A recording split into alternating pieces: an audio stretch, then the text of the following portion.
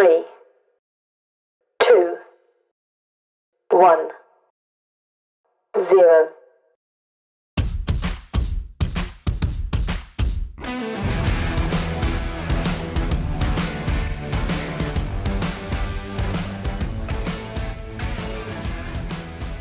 What it do, cool cats and kittens of the internet? It is Friday, May 14th, and I would like to welcome you to the Elevated Takes podcast. RJ, how are you doing tonight? You doing all right?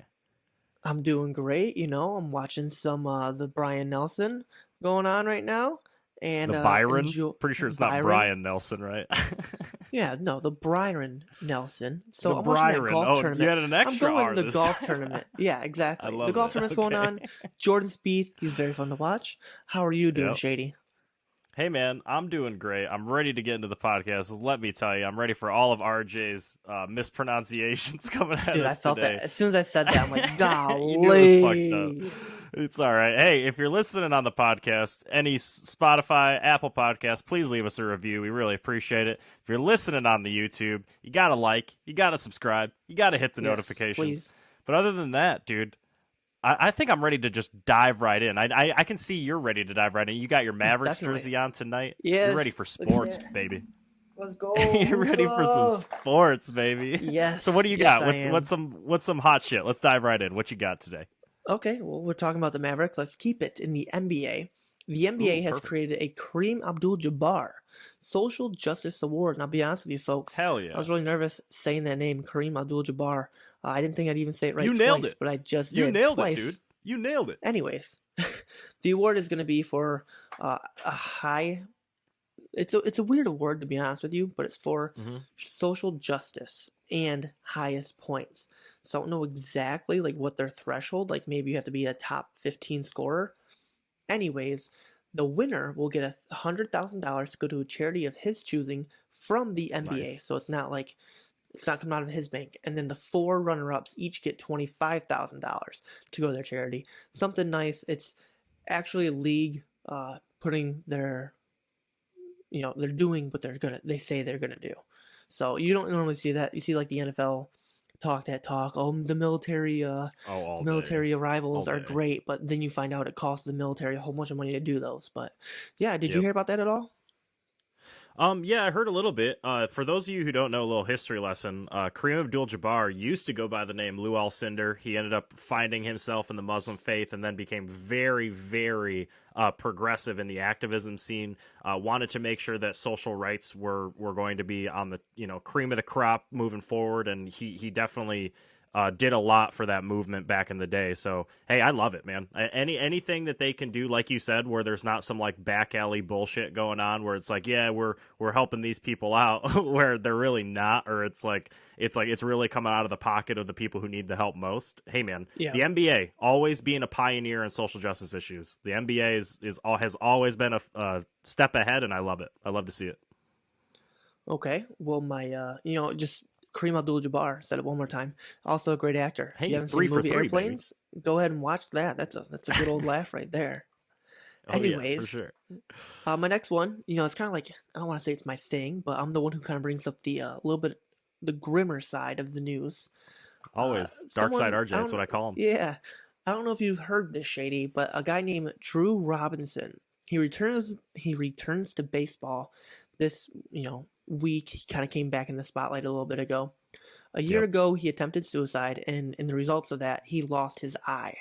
So, I mean, baseball gets thrown at you pretty fast, 90 miles plus. Being able to hit that ball with one Gotta have eye, that depth perception. Gotta have that it's depth really perception. hard. Really hard. Yeah. And he ended up hitting a home run. Great story. And then, everyone's like, oh, yeah, he hit a home run. But if you watch his past couple games, he made this one play in the outfield, he's tracking down a ball. I don't know how, I literally just don't know how you do it with one eye. And he makes a diving catch at the last second. And amazing to see someone who really struggled make their comeback and be a positive light for other people. No, for sure, man. We talk. I mean, I literally mention it at the end of every podcast how positivity is important, and if you need someone to reach out because you want to avoid that type of shit if you can.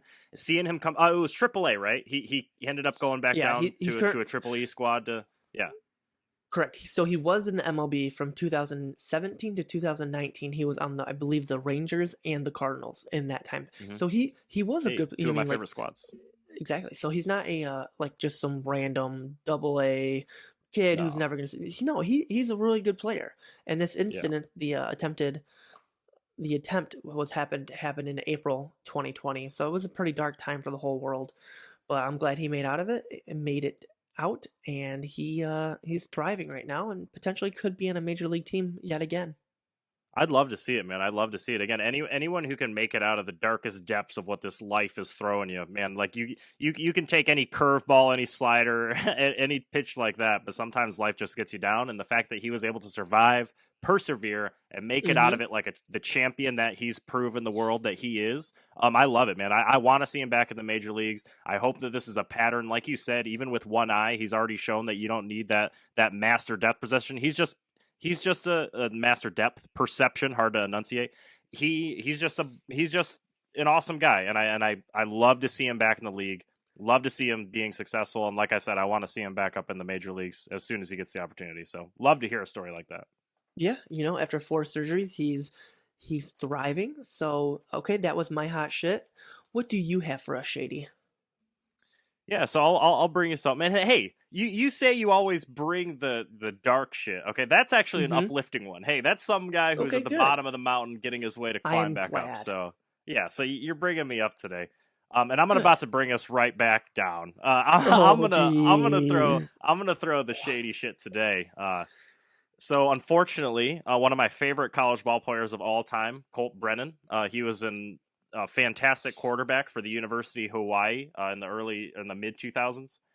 Colt Brennan is dead at the age of 37. I'm not going to get into the details of his death. I think it's still being primarily investigated. They know a little bit about why he passed on, but if you want to go do that research, go right ahead. But it's a terrible tragedy. He was an amazing quarterback back in the day. He won the Sammy Baugh, the nation's best passer, in 2006. Wow. He finished 6th in Heisman voting in 2007. He ended up finishing his career with some perpetual NCAA records. So he was just an awesome guy to watch, and especially at a school like Hawaii, where you don't really get to see a whole lot of fantastic players at the D1 level compete with the highest level of people. Some of those records that he held, he still holds the highest pass completion percentage in a career at NCAA history at 70.4%.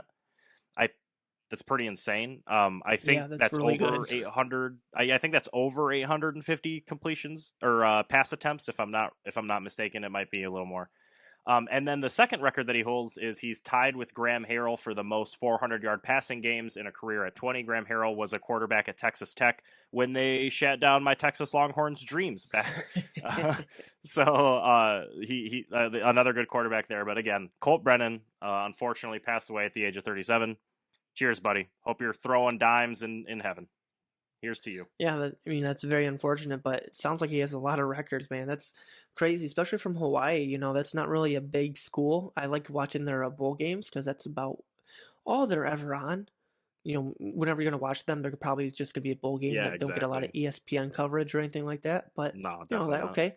You brought the sadness today. Good job. Do you have anything uplifting to follow that up? Or I do. So, sometimes you just got to bring the shit. You got to illuminate the darkness to the people, my friend. But Colt Brennan, dude, I remember watching him when I was in like 6th grade, was around the time. And he was the reason why going into youth football, I wanted to have like the Michael Vick face mask with the visor. I had to have the visor, and that's because Colt Brennan looks so dope. But like you said, I'll brighten it up a little bit here with some more hot shit. The Milwaukee Brewer ace Corbin Burns has actually set the record for strikeouts without a walk to start a season rather. Which kind of goes back to your elevated take last week about how, hey, baseball is just pretty dope all around right now. Pitchers are pitching, hitters are hitting, and we got to love it. But yeah, Corbin Burns sets the record for strikeout without a walk to start a season. He's a right-hander, like I said, for the Milwaukee Brewers. I think it ended Thursday, so yesterday. He extended the record to 58 before issuing his first walk of the Wow. season in the 5th inning. And unfortunately, because the Brewers do not have a pine stick in the dugout, they still lost to my St. Louis Cardinals. Had to bring it up, Oh, 2-0 in that game. So yes, he got the record, but my Cardinals still came out on top. But shout out to Corbin Burns, you did it, bro. 58 strikeouts without a walk. Congratulations. That's very nice. I kind of wish I had him on my fantasy baseball team because my fantasy baseball team is not doing well. Not at all, folks. Oh yeah, how's that going? This is your first year playing fantasy baseball, ain't it? Is that going well? Yes, it is. I'm trying all the fantasy sports right now. I'll try anything once. Hey man, you're just a fantasy guy. Yeah, so it's not going great. I basically drafted all the Dodgers, and then the Dodgers ended up sucking this year. So, well, I don't want to say they suck, but they're definitely in a slump. Not good. All I remember Not is good. I took a gander at your fantasy baseball team when you first started it, and it was just, I think I mentioned it before. It was literally like Tiger, Tiger, Tiger, Dodger, Dodger, Dodger, and I was like, dude, this kid's team is gonna fucking suck. Like, there's no way that he's going to win a game. A lot like, of the Tigers have been cut. A lot of the Tigers have been cut. We had the same ones that were on your squad, like they got cut. Yes. No. I cut them from my squad. I cut them Oh, from my you squad. cut them. Okay, GM They're still RJ major cut leaguers. them. Yes. Gotcha. Okay, not that cheating asshole who the Tigers hired as their manager. You cut them. I got Correct. it. I got it. Correct. That makes sense. But yeah, so either way, like we said, pitchers are pitching, and this is a fun season to watch so far. I hope it only increases from here. But RJ, it is time we about got into what we're here to do. You got an elevated take for us this week? I do. All right, bro. Well, hit me with your elevated take right now. Okay. James Harden is the best player on the Nets this season. Jesus And Christ, what? let me explain this. Harden, Okay. James Harden has impressed the hell out of me. Okay, I have never ever been a fan of Harden or the way he plays. You can ask Shady. My style of basketball, you may have kind of picked this up. I'm more of an assist guy, drive to the lane guy, clean finish, get that layup package. Like, that's the type of game I enjoy. James Harden has never done that. He has always been, well, he has done that, but not to the level I wish he would. He has always been a take 5 steps back, and then shoot a 3-pointer from half court. Like, he has not been he does not have the play style that I enjoy. But he has changed that since he left Houston. He has changed that game style. He went to the Nets, a team loaded with talent, with Kevin Durant and Kyrie Irving. But now I watch this man who I could not stand, but I want to kind of say I love his game now. I love it. And here's the play that really set this whole thing in motion. I was watching, I believe it was Tuesday night. He made he's at half court. He made a beautiful, stunningly beautiful bounce pass into the lane, almost underneath the basket, and the ball caught I forget who the player was. I'm not going to lie and say I know who it was. Grabbed the ball, and it was on the way up to make the layup. The old James Harden would have taken 4 more steps, take 1 step back, and then hit a 3. Made it, missed it, whatever, doesn't matter. He's going to get the ball back soon. It's more of a get as many shots up as possible. This was a great basketball IQ play. Those are the types of passes you see LeBron James make, okay? That's what LeBron James, it brought out his basketball IQ, which I have never seen before. And it shows he has a very high basketball IQ. So, let me wrap this. Let me bring it up a little bit, okay? So I did say he was the best player on the Nets. So let me get to that, okay? James Harden has played in 43 games. Points per game is 25.1. Rebounds, 5.5. Assists, 11. He is averaging a double-double on his new team. Kevin Durant, 33 games, 27 points per game, 7 rebounds, 5 assists. Kevin Durant is a top 5 player in the NBA year after year, no doubt about that, but he just didn't have time to actually get in with this team. He is great, but right now, James Harden has done more. Irving has been around more, but he has caused a lot of headaches for that team. But what James Harden has done is he's taken a step back and become the facilitator which is helping Kyrie Irving. I'm going to end with this. James Harden has changed the game this season. His game this season after he left Houston. The selfish me ball is gone. The new pass first team is here, and I'm so excited to watch him win his first championship. All right. I let you finish there. You went a couple seconds over, but hey, It was when you're pretty making close. an It was elevated pretty close. when you're making an elevated take like that, I've got to. And man, I have been a huge advocate of this new age Brooklyn Nets James Harden. I think that watching him play now is better than watching him play ever before. But I mean, it is so insane to say that he's a better basketball player than Kevin Durant. Like I can't even begin to tell you. And I almost would have let it slide. I almost would have said like, okay, RJ, like yeah, I completely agree with you. Like yeah, maybe he is. Maybe he brings the most value of anybody on that squad. Maybe he's the glue that could make them win. But then when you said verbatim, I've just never seen his basketball IQ before. I about had an aneurysm, bro. Are you kidding me? I've never been a James Harden fan either. I think he ruined the game with his ability to draw fouls in a way that just slows the game down to the point that I don't even want to fucking watch it. Like after his 20th free throw attempt, I'll just watch a different game. Like it's not even that entertaining to me.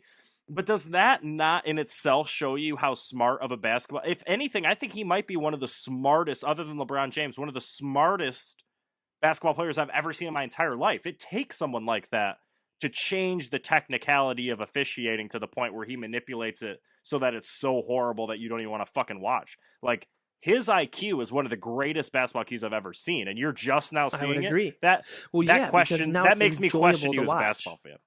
No, because now it's enjoyable to watch. The way he is playing now is better for his team. He's best player on the Nets this year. So like let's get that straight. I'm not saying he's the best player ever on the Nets, total resume. This year, he has been the best player for the Nets, and they traded for him, which is actually really interesting. But his basketball IQ, he's using it in a different way, a way that I can enjoy it. The way he was using it before, like you said earlier, was ruining the NBA. It was unwatchable. You just said that, so I'm not gonna elaborate anymore. Yeah, this that's true. Is enjoyable. He is distributing the ball. How do you get Blake Griffin to score some points? Well, ask James Harden because he's doing it. He's doing it. It's a good point. No, I just don't think that your take can specifically be he's the best player on the Nets when Kevin Durant is another basketball player on that team. Like, is he better than Kyrie? For sure. Is he better than Blake Griffin? Not even a question.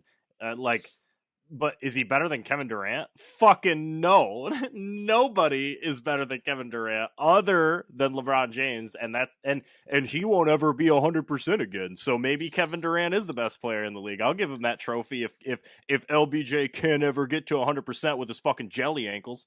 Like I'm with you that James Harden has shown me something that I never thought I'd see out of the bearded superstar, but you cannot tell me that the Durantula is not a better basketball player in almost every facet other than passing. James Harden's got him on passing, but it's not like KD is turning the ball over constantly with his ball handling.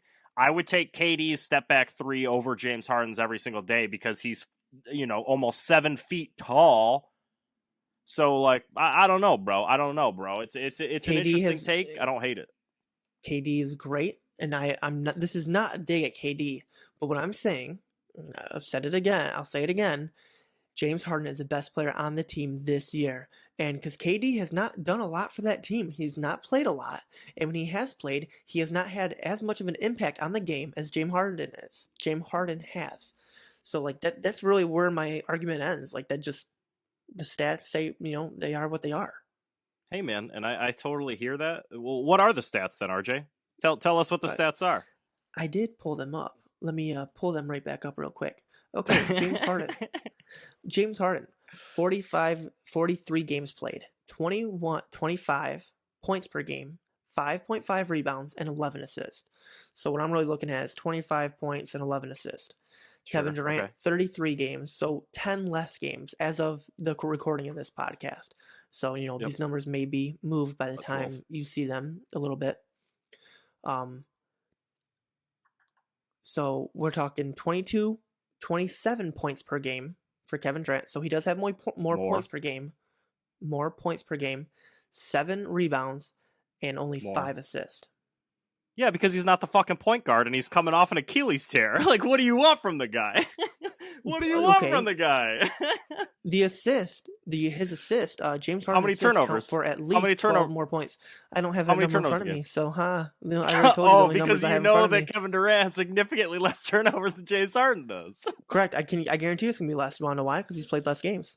He's had less. Yeah, of an but he impact only on the has team. 6 less assists. I bet you the turnovers make bigger impact on the game. And not to mention, if I'm an offensive 6 player less on the other assists a side of the game. pine. Yeah, because he's not the fucking point guard. He's the one taking the shots. That's why he has more points per game.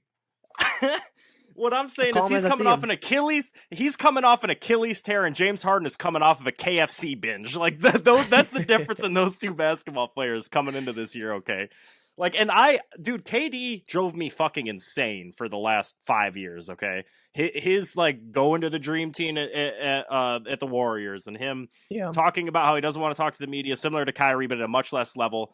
And then, like, the burner accounts. Like, the burner accounts is what gets me, dude. That's why I wanted Shea Patterson. That's his name, right? Shea Patterson, the Michigan quarterback for a while. Shea, it is Patterson, right? Yeah, he had a burner account. As soon as you have a burner account as, like, a D1 or above athlete, fuck off. Like, get out of my favorite athletes, like, list because you're a joke.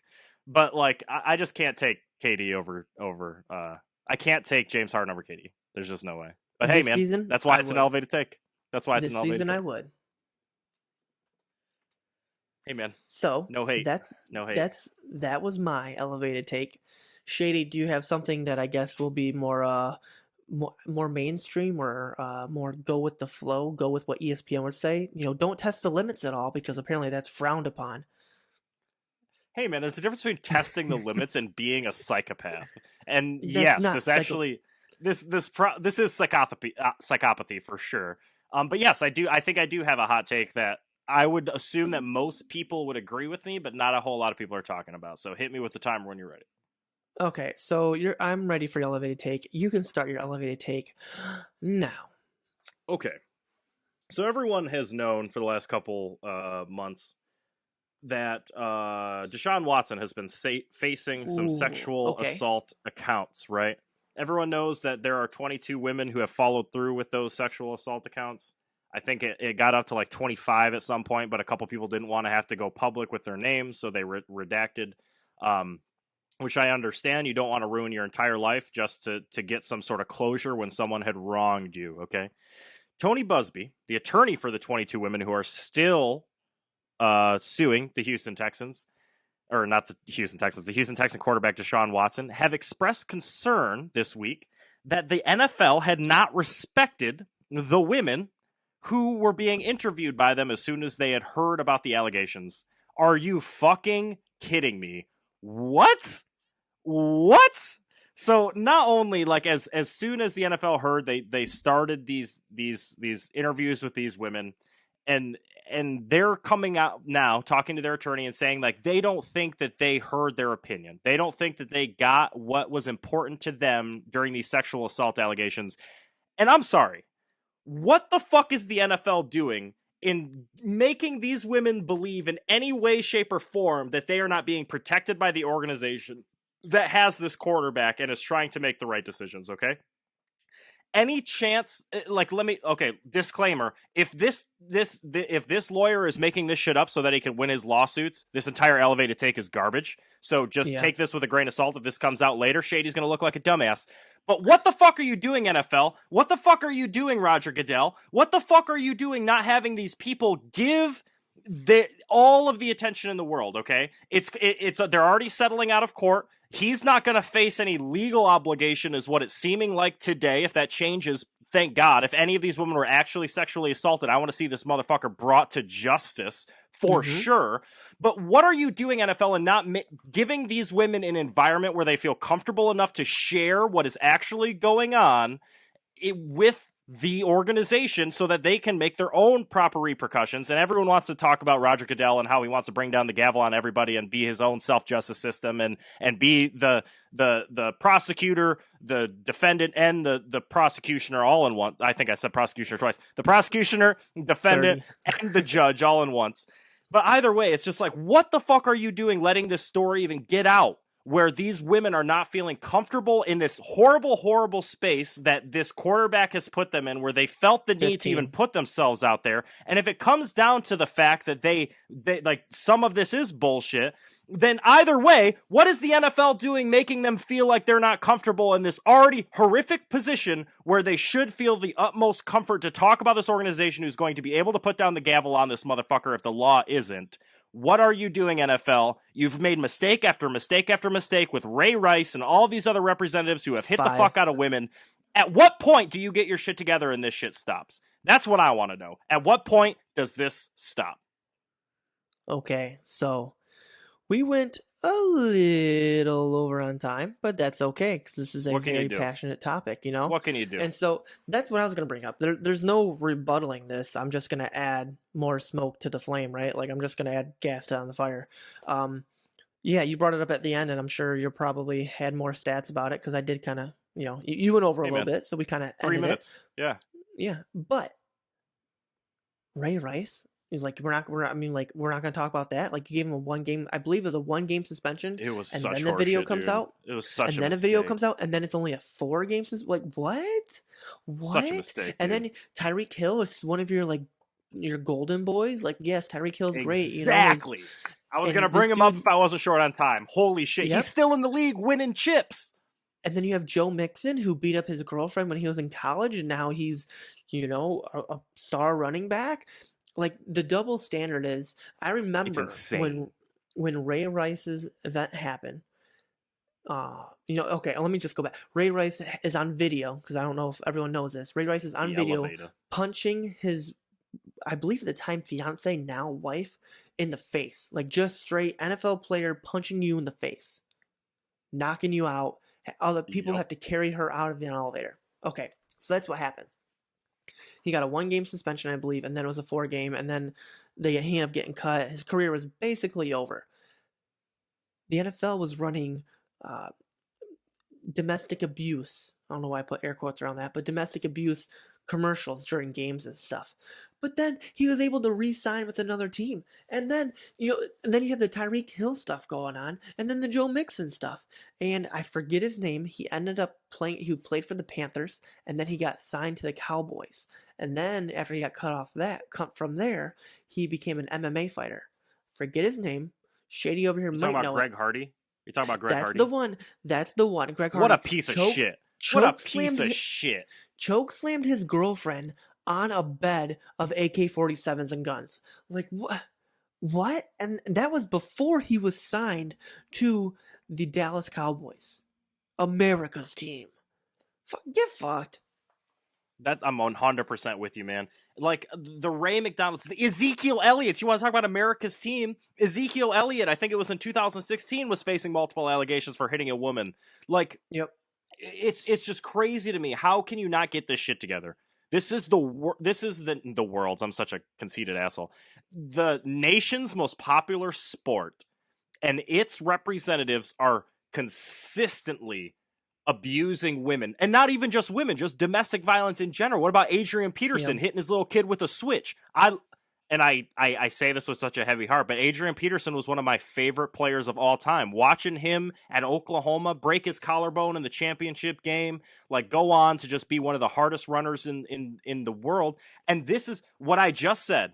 I say this with a heavy heart because these are the decisions that they have to make, but I'm not getting paid billions of dollars to make them. I loved watching Adrian Peterson play football. I want him out of the league because of what he did to that 4-year-old kid. Same with Greg Hardy. Same with all those guys that you listed. Same with Ray Rice. Same with Zeke.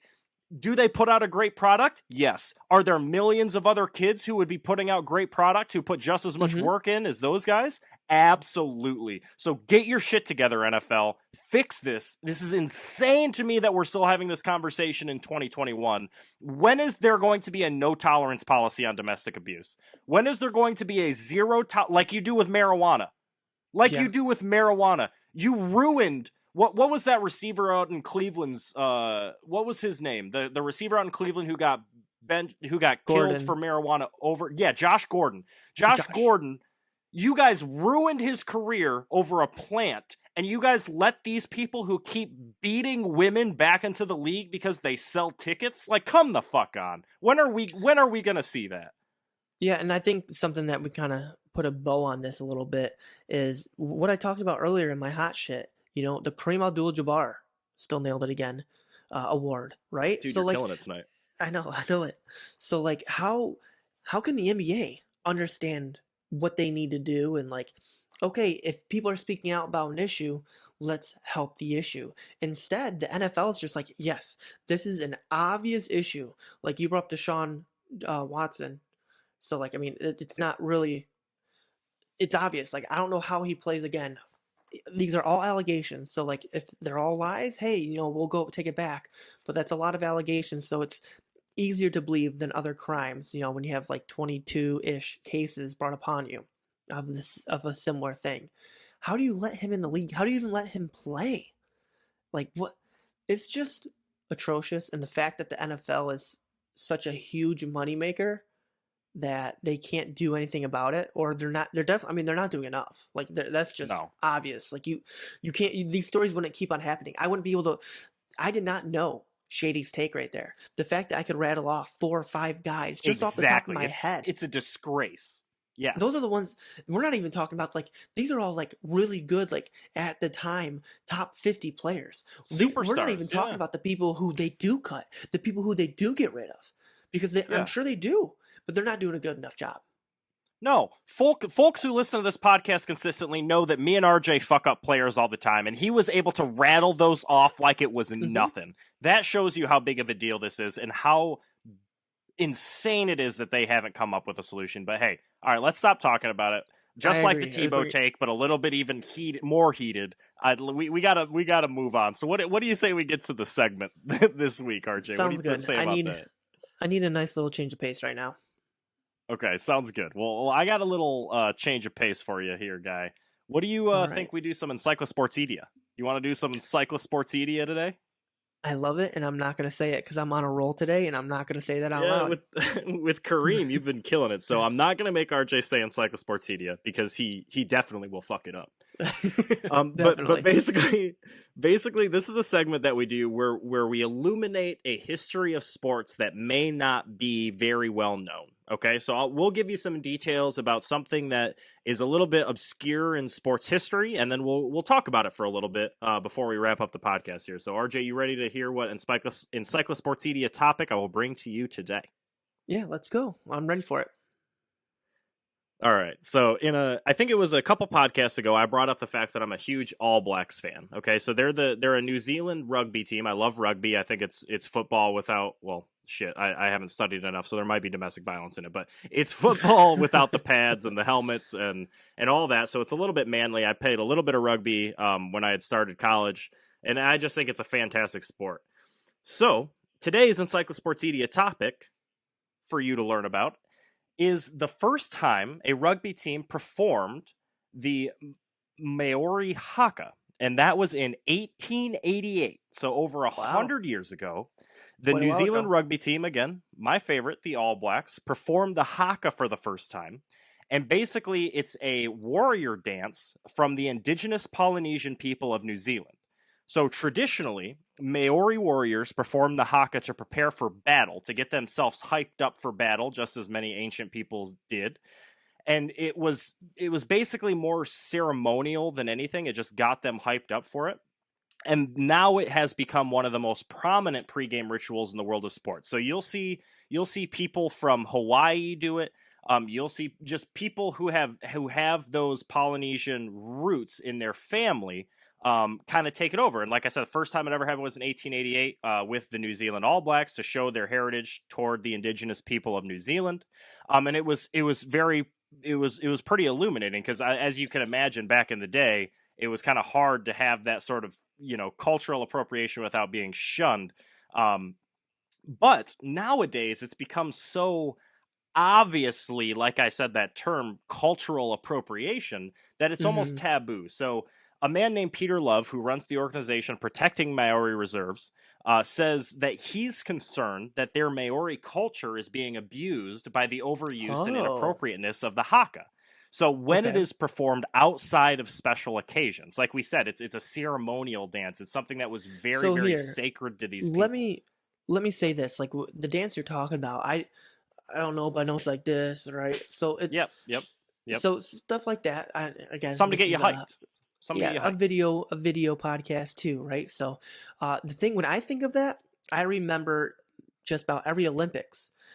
The soccer team, I believe it's the New Zealand soccer team, would do it at like midfield.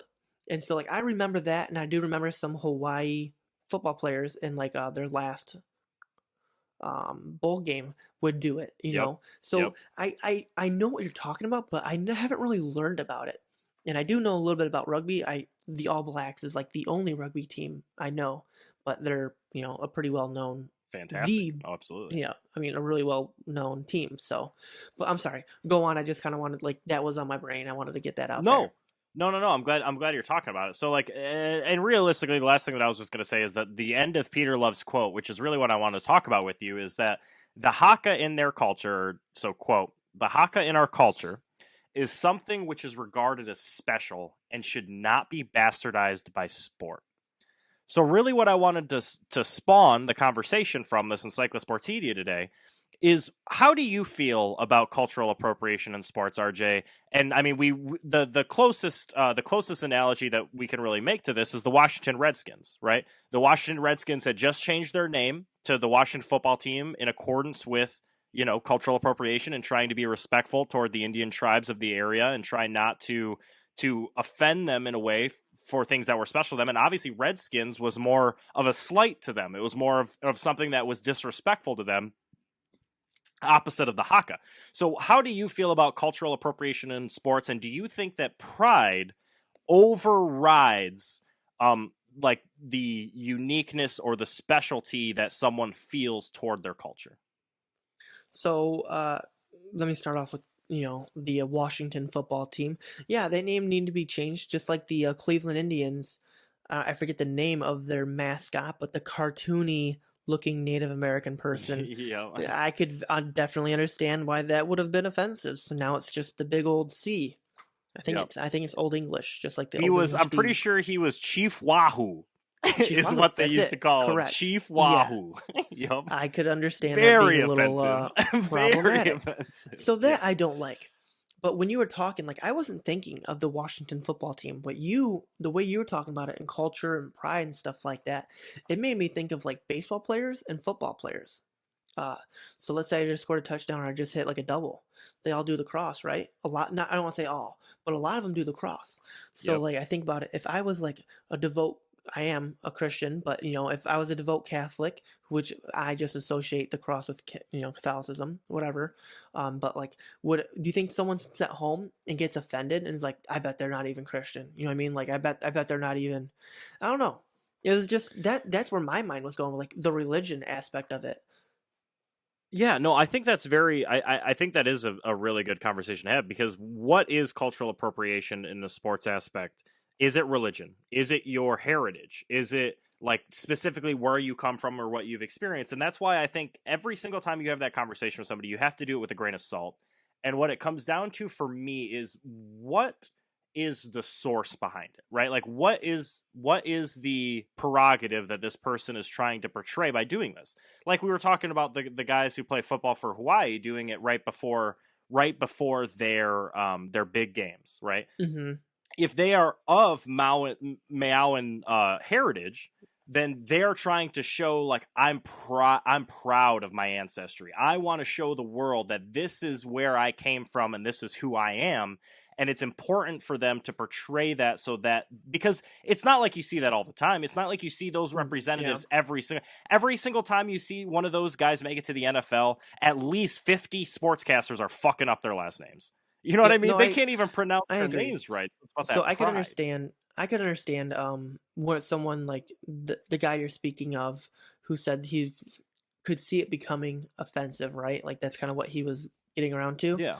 If Oh, yeah. someone from that descent, I'll just say that descent, that culture, does it, I feel like it's fine. And even if like someone from that descent has their whole football team do it potentially, I could see that being fine. But what I'm thinking of is like, okay, some town in, let's just pick Iowa, all right, some town in Iowa their high school baseball team, which is, no one from that descent whatsoever, and they're doing it in front of every game. And you know what I mean? Like, I could see someone getting upset about that because you have no Yes. right, which, I mean, I'm not the one who determines who has a right, but I could see someone be like, you don't have a right to do that. Like, this is our culture, and you're using it in a way to benefit yourself without giving us any type of nod. I could see that, but I also don't think kids. Again, I just used the high school example, but I don't think the kids would have any ill intent because they're just trying to get hyped up before the game, and if that's what hypes them up, they're not really hurting anything. If anything, they're trying to provide, express your culture, and give it more, show it to the other team. They're trying to use your culture to better themselves. That's just my opinion, but that's just the example that we came up with where I feel like it could be positive, but again, I'm not in that culture, so it's really hard for me to say what's hurtful and what's not. No, and you're 100% right. So I think that comes down to malice and disrespect, right? And Yeah. I think either one, if you are either doing it in malice or doing it in disrespect, both of those things are wrong. But I think where the gray area really comes into is exactly what you're talking about. A bunch of kids who Googled something in a midtown Yeah. Iowa, have no Polynesian descendants whatsoever, have no legitimate blood ties to what these rituals really are, thinking, oh, this is a great way to pump us up. Like, I think that if you do not have a legitimate representation of what that represents, because you don't understand what it represents, and because you don't understand what goes into that dance and why that dance exists, that is why you should refrain from it. So when people who, like we said, the All Blacks in New Zealand, when they have multiple people on that roster who are descendants of those tribes utilize it, it's Yeah. out of respect. It's Hmm. truly out of respect and not out of ignorance. And that's what I think the difference is you have to be doing this purely out of respect and not for some sort of personal gain. Like, oh, this dance really hypes me up. You can't be doing that shit. You can't Yeah. do that because there are deeper meanings behind what you're representing than you understand, and you should never portray something that you do not comprehend because it could be offensive in ways that you then don't understand. Yeah. No, I actually, I agree, and I think we stated it very well. I really enjoyed this little segment. It wasn't really what I was expecting it to be, but it's nice to Yeah. actually think about stuff like this, and it fit really well with what I talked about the Kareem Abdul-Jabbar, hey, Yep. award. Then we ended up talking about Deshaun and getting into Yeah, it was that, a and heavy then kind of podcast. Heavy yeah, and podcast. bringing it all together. I thought it was informative and just two guys' takes on it.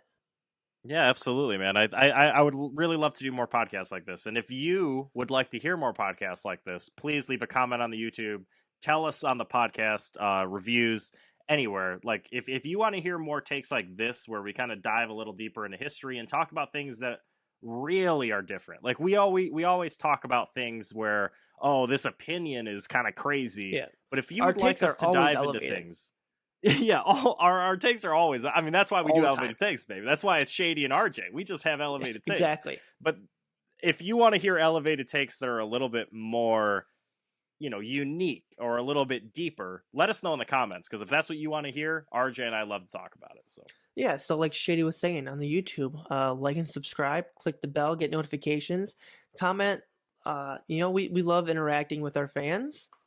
So do that on the YouTube. Check out the website at elevatedtakes.com and check out our Twitter. We're live tweeting some games now, so you can get us hell yeah! at Soon as that Elevated Champions Takes. League. As soon as that Champions Yes. League hits up, look out for Yeah. us on Twitch, baby, because we'll be on it live Hey, reacting to everything uh-oh. that's going on, every goal. And if we lose and if we cry, don't hold that against us because RJ's riding this train pretty hard, and I've been riding it since Yes. 2016. So, But other all than right, that, Shady. RJ pretty much covered it all here. Like I always say, life is what it is. We're getting out of the coronavirus. The economy is what it is. If you need somebody to talk to, please go to www.elevatedtakes.com. Hit us up because we love to talk about everything and everything, just like RJ said. Always remember, just because your take isn't elevated, like ours always is, as RJ just told you, Damn right. that doesn't mean that it's not important. So hit us up. Everybody, thanks for listening in. Have a great night. Deuces and let's go, Mav. Playoff run. We're gonna make it. We're gonna Let's make go. it.